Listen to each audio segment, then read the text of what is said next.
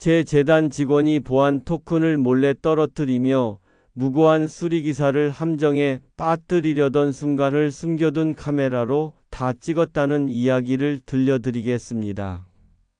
하지만 그 충격적인 진실을 알기까지는 긴 밤이 필요했어요. 안녕하세요. 저는 윤강우입니다. 올해 57살이고 부산 해운대에서 한서공익재단을 운영하고 있어요. 자선과 교육 사업을 하는 재단이죠. 2016년 12월 그 겨울이 제게는 정말 힘든 시기였습니다. 몇 달 전 믿고 있던 재무총괄이 장학금을 횡령하는 사건이 터졌거든요. 그 사람은 5년 동안 함께 일한 직원이었어요. 성실하다고 생각했던 사람이었죠. 하지만 몰래 장학금 계좌에서 돈을 빼돌리고 있었어요. 발각됐을 때 정말 충격이었습니다. 어떻게 이런 일이? 믿었던 사람에게 배신당하니까 모든 사람이 의심스러워지더라고요. 그날 밤도 그런 생각에 잠겨 있었어요. 펜트하우스에서 혼자 일을 하고 있었죠. 갑자기 모든 전등이 꺼졌어요. 정전이 된 거였어요. 뭐지? 차단기를 확인해 봤지만 계속 트립이 발생했어요. 전기가 들어왔다가 금세 또 나가는 거였죠. 시간은 밤 12시가 넘어 있었어요. 이런 시간에 전기 수리를 부르기가 좀 그랬지만 어쩔 수 없었어요. 집에는 중요한 서버실이 있었거든요. 재단 기부자들의 데이터와 연구 장비가 보관된 곳이었어요. 정전이 오래 지속되면 서버가 다운될 수 있었어요. 그럼 큰일이죠. 관리사무소에 연락해서 긴급 수리를 요청했어요. 지금 시간에 수리기사를 부를 수 있나요? 네, 연결해 드릴게요. 다행히 새벽에도 출장 가능한 전기설비 기술자가 있다고 했어요. 박도윤이라는 34살 기술자였어요. 독립적으로 일하는 사람이라고 했죠. 수리기사를 기다리면서 문득 생각이 들었어요. 이 기회에 뭔가 실험을 해보면 어떨까? 최근 횡령 사건 때문에 사람에 대한 신뢰가 많이 흔들렸거든요. 누가 정말 믿을 만한 사람인지 알고 싶었어요. 그래서 의도적으로 서버실 문을 열어뒀어요. 평소에는 절대 열어두지 않는 곳이었죠. 안에는 고가의 장비들이 있었어요. 연산 장비, 보안 토큰, 접근 카드까지. 누군가 탐욕을 부린다면 충분히 손댈 수 있는 것들이었어요. 저는 거실 소파에 누워서 졸린 척했어요. 하지만 실제로는 눈을 살짝 떠서 상황을 지켜볼 계획이었죠. 과연 어떤 사람일까? 요즘 세상에는 권한과 데이터가 가장 큰 유혹이잖아요. 횡령 사건을 겪고 나서 그걸 더욱 실감했거든요. 사람들은 현금보다 정보에 더 욕심을 내는 것 같았어요. 특히 접근 권한 같은 것들 말이에요. 새벽 1시쯤 초인종이 울렸어요. 수리기사가 도착한 거였어요. 안녕하세요. 박도윤입니다. 목소리가 차분하고 정중했어요. 수고하십니다. 들어오세요. 문을 열어주면서 박도윤을 관찰했어요. 30대 중반쯤 되어 보이는 남자였죠. 작업복을 단정하게 입고 있었고 공구함을 깔끔하게 정리해서 들고 있었어요.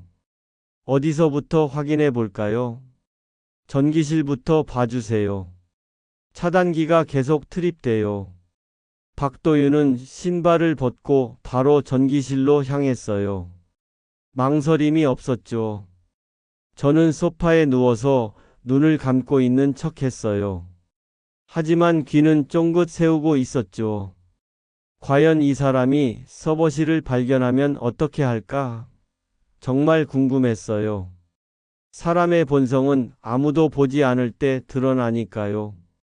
특히 유혹이 있을 때는 더더욱이죠. 횡령 사건 이후로 저는 사람을 보는 눈이 달라졌어요. 겉으로는 착해 보이지만 속으로는 무엇을 계획하고 있을지 모르잖아요. 박도윤이 전기실에서 뭔가 작업하는 소리가 들렸어요. 차분하고 체계적으로 일하는 것 같았죠. 이 사람은 어떨까? 정말 궁금했어요. 제가 설계한 시험을 통과할 수 있을까? 박도윤이 현관에서 신발을 벗자마자 전기실로 곧장 향하는 모습을 보며 첫인상은 나쁘지 않았습니다. 하지만 진짜 시험은 지금부터였어요. 전기실 문이 열리는 소리가 들렸어요. 박도윤이 본격적으로 작업을 시작한 거였죠. 손전등 불빛이 이리저리 움직이는 게 보였어요. 뭔가 체계적으로 점검하는 것 같았죠. 차단기부터 확인해 봐야겠네요. 혼잣말하는 소리가 들렸어요. 프로다운 접근이었어요. 손전등으로 바코드를 스캔하는 소리도 들렸어요. 요즘 기술자들은 장비 정보를 디지털로 관리하나 봐요. 열화 흔적이 있네. 전문적인 용어들이 나오기 시작했어요. 확실히 실력 있는 기술자인 것 같았죠. 분전반 앞에서 뭔가 측정하는 소리가 계속 들렸어요. 성급하게 진행하지 않고 정확한 원인을 찾으려는 모습이었어요. 접지 불량과 과전류가 겹쳤구나. 원인을 파악한 것 같았어요. 혼자서도 정확한 진단을 내리네요. 공구함을 여는 소리가 들렸어요. 본격적인 수리 작업이 시작되는 거겠죠. 전련장갑부터 착용하고 안전을 중시하는 모습이 인상적이었어요. 위험한 작업인데 절차를 제대로 지키고 있었죠. 전류를 측정하는 계측기 소리도 들렸어요.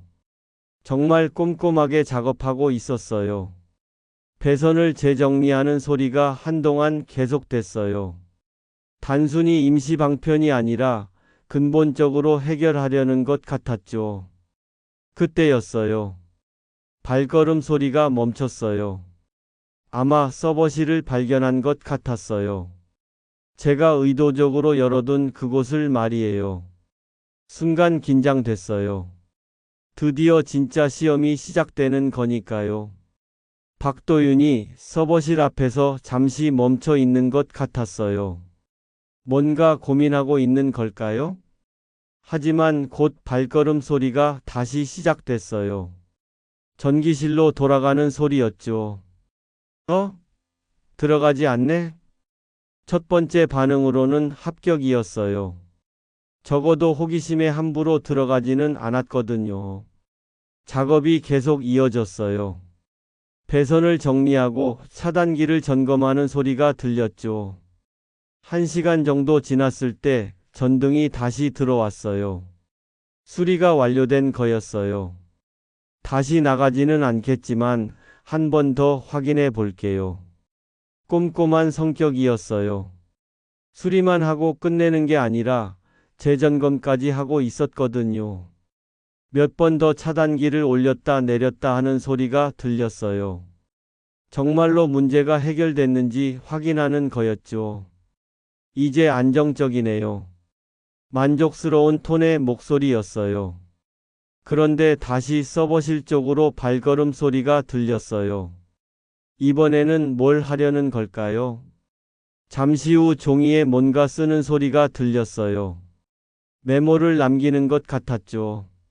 서버실 문이 열려 있어 화재, 누출, 분진 위험이 큽니다. 작은 목소리로 중얼거리면서 쓰고 있었어요. 접근 카드 보관 요망. 정말 놀랐어요. 서버실에 들어가서 뭔가 가져가기는커녕 오히려 보안 경고를 해주고 있었거든요. 시각까지 정확하게 기록하고 있었어요. 오전 2시 13분 박도윤. 전문가답게 정확한 기록을 남기고 있었어요. 그 순간 박도윤이 고개를 들어서 거실 쪽을 봤어요. 저와 눈이 마주칠 뻔했죠. 저는 급하게 눈을 감았어요. 하지만 살짝 눈을 떠서 상황을 지켜봤어요. 박도윤은 잠시 제 쪽을 보더니 조용히 고개를 끄덕였어요. 마치 인사하는 것 같았죠. 그리고 다시 작업을 마무리하기 시작했어요. 예상했던 탐욕은 전혀 보이지 않았어요. 오히려 규정을 지키려는 사람이 눈앞에 있었죠. 공구함을 정리하는 소리가 들렸어요. 모든 작업이 끝난 것 같았어요. 정말 깔끔하게 일을 처리했어요. 흔적도 남기지 않고 원상복구까지 완벽했죠. 이런 사람도 있구나. 마음이 좀 따뜻해졌어요.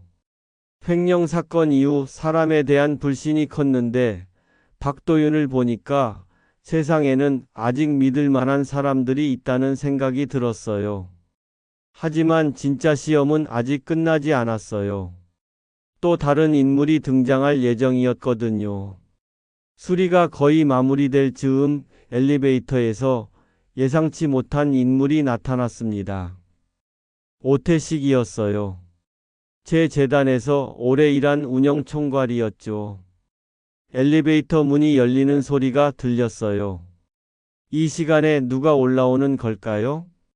발걸음 소리가 현관 쪽으로 다가왔어요. 익숙한 걸음걸이였죠. 이사장님? 오태식의 목소리였어요. 신한살인 오태식은 재단에서 15년째 일하고 있는 베테랑이었어요. 실무의 제왕이라고 불릴 정도로 오래 버텨온 사람이었죠. 하지만 계급과 서열을 중시하는 구시대적인 사고를 가진 사람이기도 했어요. 오태식 씨? 이 시간에 웬일이에요? 일어나서 현관으로 나갔어요. 관리사무소에서 연락받고 왔습니다. 전기 수리한다고 해서요. 아, 그렇구나. 오태식은 평소에도 보안에 민감했어요. 특히 외부인이 재단 시설에 출입하는 걸 극도로 경계했죠. 이 집 서버실, 고가 장비 많은 거 알지요? 박도윤을 향해 말했어요. 벌써부터 의심의 눈초리였어요. 네, 알고 있습니다. 박도윤이 차분하게 대답했어요. 기술자 양반, 공구함 검사 좀 하자고. 오태식의 어조가 거칠어졌어요. 마치 범죄자를 대하는 것 같았죠. 박도윤은 별말 없이 고개를 끄덕였어요. 당당한 모습이었어요. 검사하세요. 문제 없습니다. 오태식이 박도윤의 공구함 주변을 맴돌기 시작했어요. 뭔가 찾는 것 같았죠. 저는 다시 소파에 앉아서 상황을 지켜봤어요. 뭔가 이상한 기운이 감돌았거든요. 오태식의 행동이 수상했어요. 단순한 보안 검사치고는 너무 의도적으로 보였어요. 잠깐만요. 오태식이 갑자기 등 뒤로 손을 감췄어요. 뭔가 집어든 것 같았죠. 그리고는 박도윤의 공구함 옆으로 다가갔어요. 이건 왜 여기 있지? 오태식이 목소리를 높였어요. 바닥을 보니 보안 토큰 하나가 떨어져 있었어요. 분명히 서버실에 있던 것 중 하나였죠. 뭐죠? 박도윤이 당황한 표정을 지었어요. 이 보안 토큰 말이야. 서버실 장비인데 왜 여기 있어? 오태식이 추궁했어요. 그 순간 깨달았어요. 오태식이 의도적으로 토큰을 떨어뜨린 거였어요. 계단참에서 벌어지고 있는 일이었는데 그곳은 기존 CCTV의 사각지대였어요. 오태식도 그걸 알고 있었겠죠. 저는 만진 적 없는데요. 박도윤이 억울한 표정으로 말했어요. 그럼 저절로 여기 왔겠어? 기술자 양반, 정직하게 말해봐. 오태식의 목소리가 더욱 거칠어졌어요. 정말 치졸한 함정이었어요. 무고한 사람을 범죄자로 만들려는 구태의연한 수법이었죠. 하지만 오태식은 모르는 게 있었어요.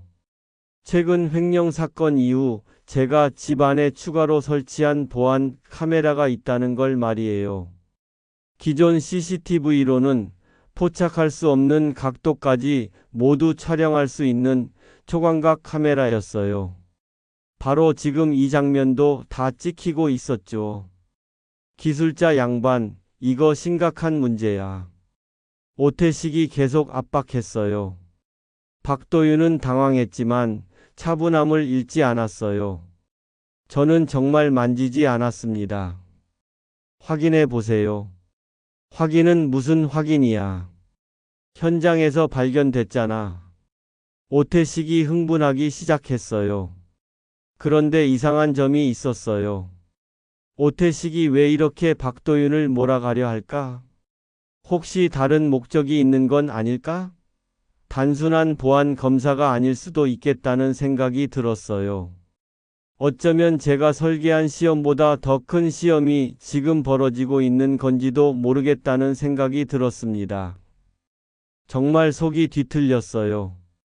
이런 비열한 함정으로 선량한 사람을 해치려는 모습을 보니까 참을 수가 없었어요.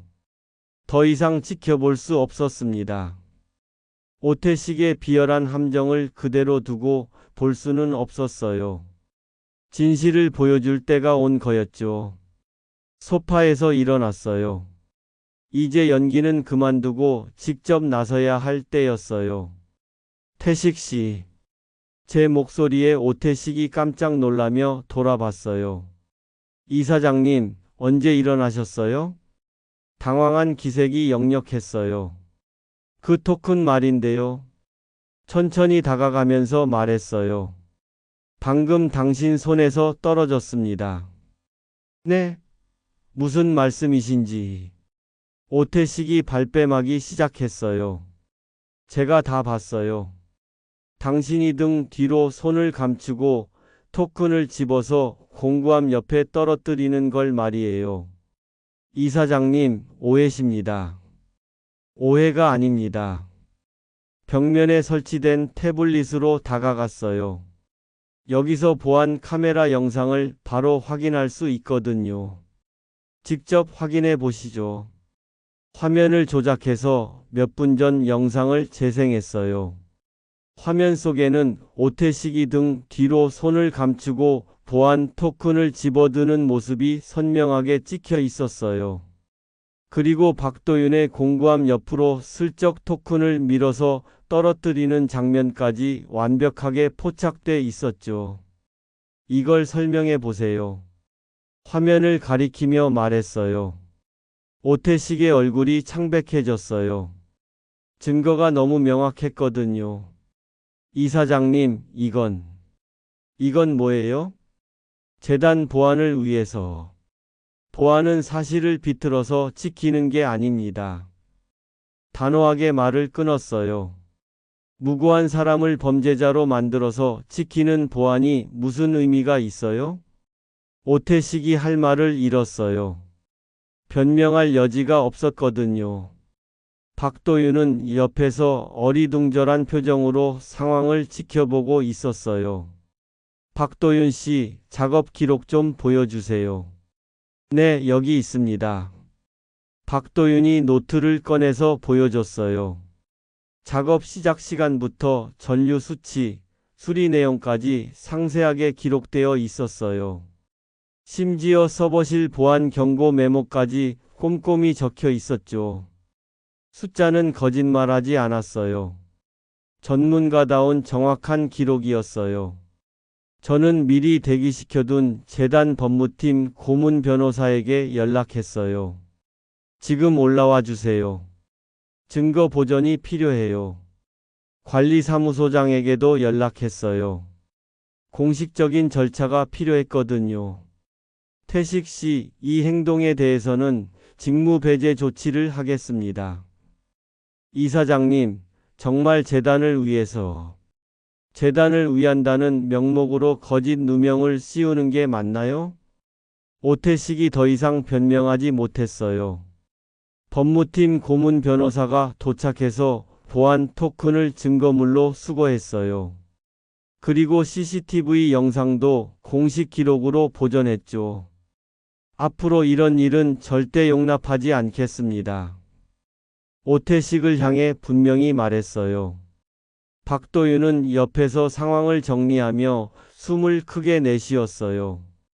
정말 억울할 뻔했네요. 괜찮습니다. 진실은 언제나 밝혀지니까요.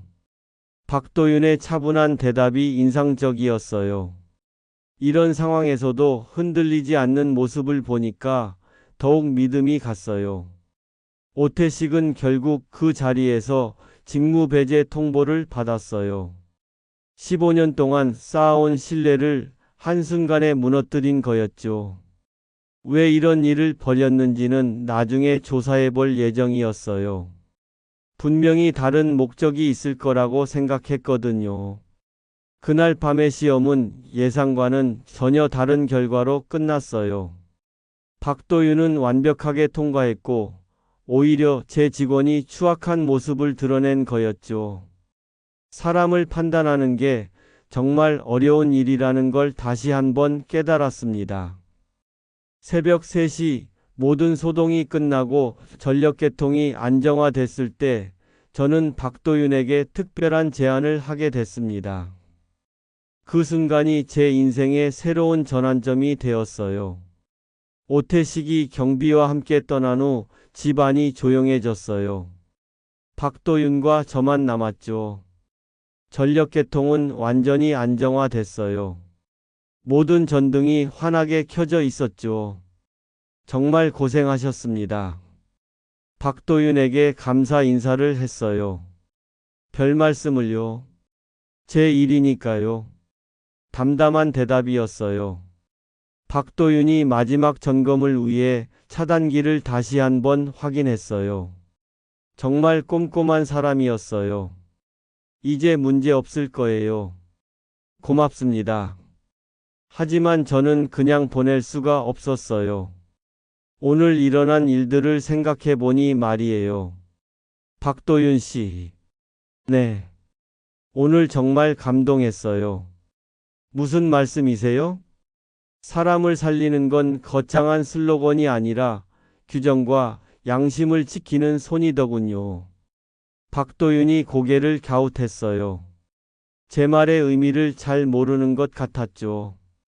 저는 한서공익재단을 운영하고 있어요. 아, 그렇구나. 자선과 교육 사업을 하는 곳이에요. 박도윤이 관심 있는 표로 들었어요. 최근에 직원 횡령 사건도 있었고 오늘 같은 일도 겪으니까 사람에 대한 신뢰가 많이 흔들렸어요. 이해합니다. 하지만 당신 같은 분을 보니까 다시 희망이 생기네요. 박도윤이 겸손하게 고개를 숙였어요. 재단에서 안전과 시설 컨설팅 일을 도와주실 생각 있으세요? 갑작스러운 제안에 박도윤이 놀랐어요. 저 같은 사람이요? 네, 바로 당신 같은 사람이 필요해요. 하지만 저는 그냥 전기 기술자인데요. 그것만으로도 충분해요. 제 생각을 설명해 줬어요. 현장에서 일하는 기술자들이야말로 진짜 공익의 최전선에 서 있는 사람들이에요. 그런가요? 당신처럼 원칙을 지키는 기술자들과 함께 일하고 싶어요. 박도윤이 잠시 생각에 잠겼어요. 어떤 일을 하게 되나요?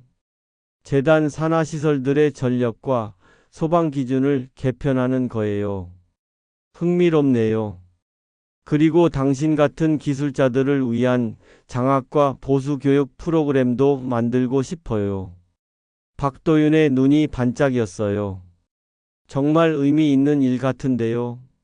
함께 해주실 거예요? 박도윤이 잠시 망설였어요. 신중한 성격인 것 같았죠. 저 같은 사람도 누군가의 불을 다시 켤 수 있다면. 물론이죠. 그럼 해보겠습니다. 박도윤이 고개를 끄덕였어요. 그 순간 정말 기뻤어요.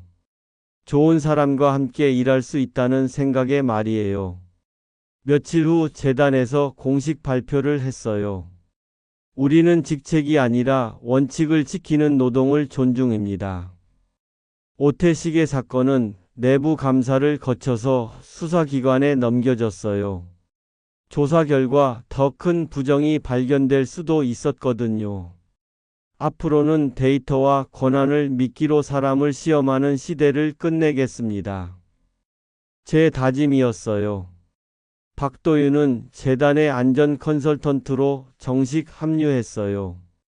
정말 성실하게 일했어요. 전국 재단 시설의 전력 시스템을 점검하고 개선하는 프로젝트를 진행했죠. 그리고 현장 기술자들을 위한 교육 프로그램도 시작했어요. 기술자야말로 사회 안전의 파수꾼입니다. 박도윤이 강의에서 한 말이에요. 정말 멋진 표현이었어요. 그날 밤 박도윤은 공구한 맨 위칸에 새로운 메모를 넣었어요. 서버실 문은 닫고 스위치는 올린다. 2016년 12월. 박도윤. 단순한 메모였지만 깊은 의미가 있었어요. 박도윤이 켠 건 전등만이 아니었어요. 의심으로 내려간 사람에 대한 신뢰의 스위치를 다시 올려 세운 거였죠. 그 스위치는 지금도 켜져 있어요. 그리고 앞으로도 계속 켜져 있을 거예요. 좋은 사람들과 함께 만들어가는 세상에서 말이에요. 그날 밤의 정전 사고는 제게 더 큰 빛을 가져다 준 사건이었습니다.